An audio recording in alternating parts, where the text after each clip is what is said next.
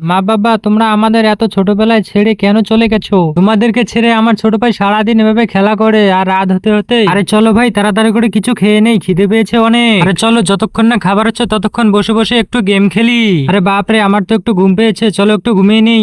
আরে বাপরে, আমি তো রান্না বসে দিয়েছি, চলো দেখি কি হয়েছে ওখানে। আজকে আমার সঙ্গে কেন এরকম হচ্ছে আমি তো কিছুই বুঝতে পারছি না। আরে বাপরে, ভাই ওখানে বসে নুডল খাচ্ছে। ছোট ভাই তাড়াতাড়ি করে খেয়ে নাও, চলো এবার একটু বাইরে থেকে ঘুরে আসি। দিদি আমাকে ছেড়ে দাও, ওখানে একটা খেলনা পড়ে আছে, আমি তাড়াতাড়ি করে যা নিয়ে আসি। আরে বাপরে, ওই দিক থেকে তো একটা গাড়ি এসেছে। হে উপরবেলা, তাড়াতাড়ি চোখ তুলে দেখো আমার ভাইয়ের জন্য কিছু না হয়, আমার ছোট ভাইয়ের জন্য কিছু না হয়, আমার ছোট ভাইয়ের যদি কিছু না হয় তাহলে আমি 1 কিলো লাড্ডু চড়াবো। আরে আমার ছোট ভাই তো ঠিকই আছে, চলো ছোট ভাই তাড়াতাড়ি তোমাকে ডাক্তারের কাছে নিয়ে যাই। আরে পিঙ্কি, তুমি একদম টেনশন করো না, তোমার ভাই একদম সুস্থ আছে, তোমার ভাইয়ের কিচ্ছু হয়নি, তোমার ভাই একদম সুস্থ, তোমার ভাইয়ের কিচ্ছু হয়নি। তুমি এখন তোমার ভাইকে বাড়ি নিয়ে যেতে পারো। মা বাবা তোমরা চলে এসেছো, তোমাদেরকে মোবাইলে ফটো তুলে দেখাই। দিদি তুমি দেখো, তুমি যখন রান্না করতেছিলে, আমি যখন নুডলস খেতেছিলাম, তখন মা বাবা এসে আমাকে নুডলস দিয়েছিল।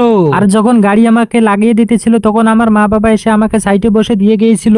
যাই বন্ধুরা, আমি তোমাদের মায়ের কসম দিচ্ছি, তাড়াতাড়ি ভিডিওতে লাইক করে চ্যানেলটা সাবস্ক্রাইব করে দাও।